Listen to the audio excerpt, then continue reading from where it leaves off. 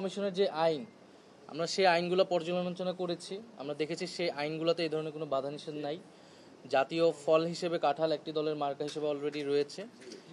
So সেক্ষেত্রে আমরা সেক্ষেত্রে কোনো সমস্যা দেখিনি বলে আমরা সিইসির কাছে বলেছি যে আমরা সকল শর্তাবলী, সকল আইন পর্যালোচনা করে আমরা আমাদের সকল আবেদনটি করেছি, কাগজপত্র জমা দিয়েছি। আমরা প্রত্যাশা করব যে ওনারা নিরপেক্ষভাবে আইন অনুযায়ী ওনাদের কার্যক্রম সম্পাদন করবে এবং সেক্ষেত্রে যাতে জাতীয় নাগরিক পার্টি আমরা যাতে কোনো ধরনের বৈষম্যের বা কোনো ধরনের অবিচারের শিকার না হয়, এটাই আমাদের প্রত্যাশা। আরেকটি বিষয়, নির্বাচনের বিষয়ে আমরা এর আগেও স্পষ্ট করেছি যে আপনারা জানেন যে এখন জাতীয় ঐক্যমত্য কমিশনের সংস্কারের একটি কার্যক্রম চলছে এবং আমরা ডক্টর মোহাম্মদ ইউনূস উনি জাতির কাছে কমিটমেন্ট দিয়েছেন বাংলাদেশের প্রথম ইমিউনিটি বুস্টার সমৃদ্ধ ফ্যান্টাস্টিক হ্যাপি এনার্জি বিস্কিট যে জুলাই মাসের মধ্যে জুলাই সনদ হবে এই ঐক্যমতের ভিত্তিতে।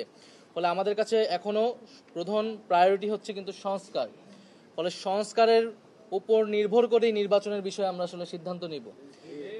আর জাতীয় নাগরিক পার্টি এনসিপি আমরা বলেছি যে জুলাই ঘোষণাপত্র এবং সংস্কার এবং গণপরিষদ এবং বিচারের রোডম্যাপ, এই সকল কিছু মিলে আমাদের এই মুহূর্তের রাজনীতি।